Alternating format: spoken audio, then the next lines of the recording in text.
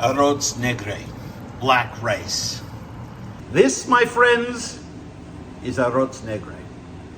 As paella is to the rest of Spain, this dish, black rice, done with cuttlefish or squid, or both, with a beautiful Lemony Aioli to serve with it, is the classic Catalan dish, the epitome of Basque cookery. This one, perfectly done. This, my friends, is great summer eating. Would you like to know how to make this? Stick around. I'm going to show you how. So, step one, the thing I do first is actually make my Lemony Aioli that is going to garnish this dish. I have, what is that? A little less than a half cup of olive oil in there. And I'm going to add some lemon zest, a couple of egg yolks, 1 garlic clove, and that is a nice way to zest a lemon, right? I'm going to use some more lemon later on, but I'm just going to put a few drops in there to help get the emulsion going. This is a garlic clove. I'm going to slice it into pieces so that my immersion wand doesn't quite have to work as hard when it goes into that 4-cup measure. I'm just going to take a couple of egg yolks here. There's one. There's a second one. I am going to take my immersion wand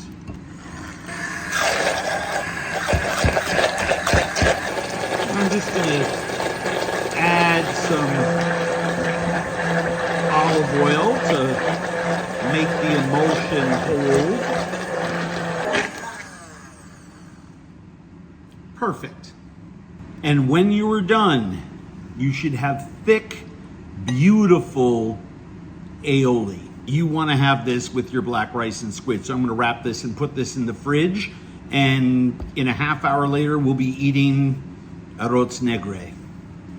Okay, I'm preheating my paella pan behind me. I have some saffron, oregano, black pepper, smoked paprika, salt, some dry chilies because I want a faint bit of warmth in there, and some garlic. That's it. That's what's going to season this. I have my diced onions, a couple tomatoes, a cup and a half of La Bamba rice. I've got the rest of that lemon to help me season this, some olive oil. I like to get everything set and ready before I do this. These are some nice tomatoes first to the season. This is a grater. These are those big holes. Stick that right there. And what you do is put the stem end facing out and grate the tomato. And what will get left behind is the skin. Tomato and juice. Squid tube. Nice thin rings. These squid tubes have already been cleaned. The skin is off. These squid have had their pens removed. That pen it's not a bone, it's a piece of cartilage that comes out. It looks like a quill of a pen, which is why it gets its name. It's also had its skin removed. So we're just gonna slice that into rings. And the legs are really small. We're just gonna leave the legs as is. And we're gonna add these kind of at the last minute, well, midway through cooking, since it'll only take about 20 minutes to cook this. Usually you use cuttlefish if you are in the Basque part of the world, but squid is a perfect substitute. Paella pan. About a 1/4 cup of olive oil. Our onion. Onions are sizzling. Let's add all of our seasonings, shall we?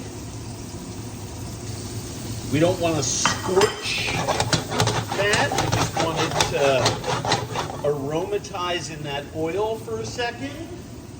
And we immediately add our tomato. That tomato stops everything from scorching. Then we add our cup of wine. And we let that cook down until this pan is almost dry.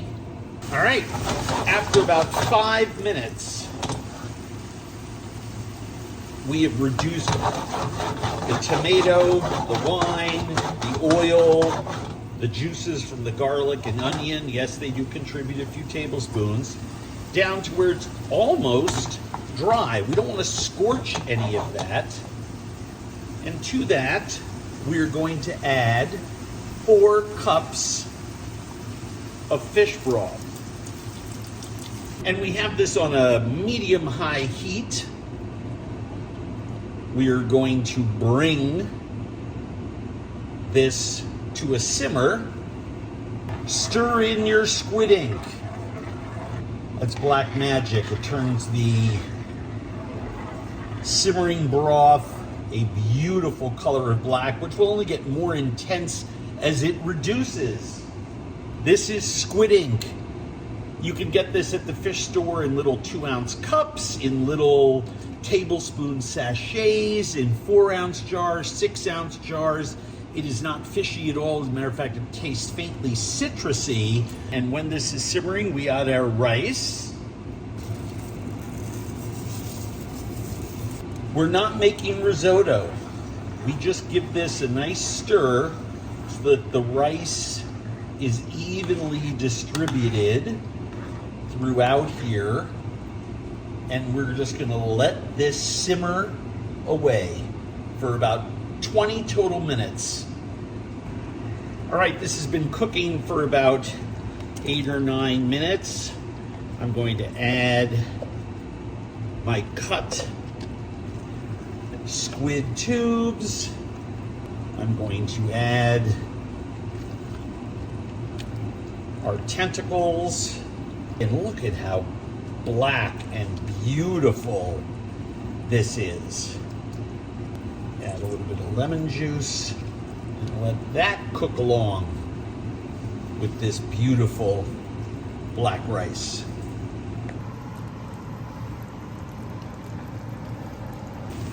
And you can see here all of these little holes, and see how now very little of it is moving. We're about 60 or 90 seconds away. And now that I know we're essentially done, I just cranked the heat up to the highest setting, and I'm just gonna scorch the bottom for about 30 or 40 seconds. And this is what it looks like at the end. Well, there it is in all its steamy, sizzling glory. I'm gonna let this rest. You bring this, you put this in the middle of the table. Let's say 4 or 6 people are gonna eat this. You put a dollop of aioli to signify each person's triangular shaped wedge, and you eat it. Some nice bread, maybe some roasted peppers and anchovies on the side, a salad or two, things that are acidic to break through the richness of this. One. You can always add more. True perfection is achieved when you are able to do something like this. Scrape. I'm going to lift this, let you see. Look at that crispy sauerkraut on the bottom. And how does it taste? Oh, that sauerkraut is unbelievable. That crispy bottom. Look at that. Oh, the aroma. I feel like I'm in Barcelona in the summertime. Literally, this dish is transportive. So vibrant, so delicate, seasoned just perfectly, not too much of anything. Oh my gosh. And that crispy bottom. You gotta just raise the heat at the end. Don't stir it. You're not making risotto.